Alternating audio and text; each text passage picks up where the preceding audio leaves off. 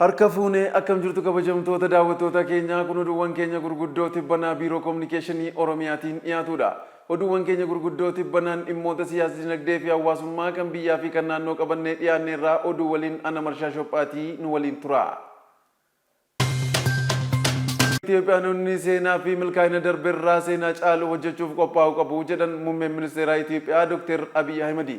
Dabalanni oduu kana akka taanutti dhiyaata. Itoophiyaanonni seenaa fi milkaa'inoota hangammaatti galmaan lakkaa'urraa pirojektoota badhaadhina biyyattii dhugoomsan biroof qophaa'uu akka qaban ministeerri muummee Dr. Abiy Ahmed hubachiisan. Pirojektiin hidha haaromsaa guddicha Itoophiyaa bakka hooggantoonni biyyoota adda addaa fi dhaabbilee idil addunyaa argamanitti tibbana eebbifameera. Sirna kanarratti ergaa kan dabarsan ministeerri muummee Itoophiyaa Dr. Abiy Ahmed Itoophiyaan ammaa yallicha ceetee hidha guddichaan haaromsa injifannoo galmeessuu ishee dubbataniiru. Kanaafis jedhani Itoophiyaanonni eebba hidha haaromsaatti fufuunii pirojektoota gurguddoo wal fakkaatoo yeroo dhiyootti eegalamanii fi akka tumsan kan hubachiisan torban kana keessa. Pirezidaantonni biyyoota ollaa gaanfa Afrikaa eebba hidha haaromsaa irratti argamanii ergaa garaagaraa dabarsaniiru.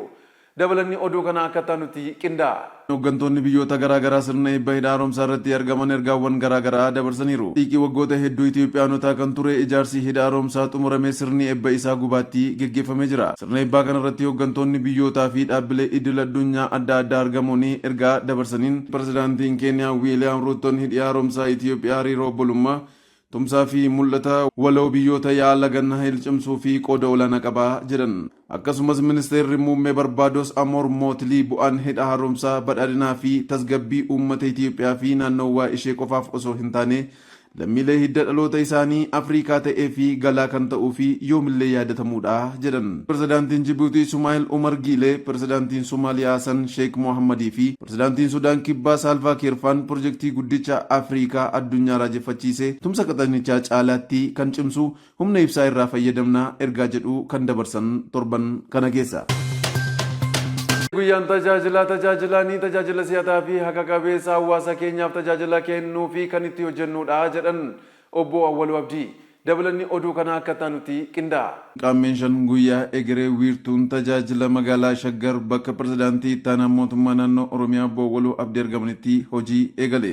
Tajaajilli kanaan dura karaa bittinaan kennamaa ture bakka tokkotti tajaajiloota 143 mooraa bulchiinsa magaalaa Shaggaritti kennamaa jiru. Pirezidaantii itti aanaa mootummaa naannoo Oromiyaa obbo Awwaluu Abdii guyyaan kun guyyaa tajaajila dijitaalessinee tajaajila siyaasaa fi haqa qabeessa gochuun hawaasa keenyaaf kennuu fi kan itti hojjennudha jedhan. Gama biraatiin immoo hidhi haaromsaa guddicha Itoophiyaa waggaa 14 dura eegalee hooggansa bilchaataa fi kutannoo qabuun bakka dhaabbatirraa itti fufuun xumuramee tajaajilaaf ooles guyyaa gammachuu biraatii jedhan. Imala badhaadhinaa milkeessuurraa wanti duubatti deebisu akka hin jiraanne agarsiistuun hidha haaromsaa ta'uus obbo Awwaluun kan himan torban kana keessa.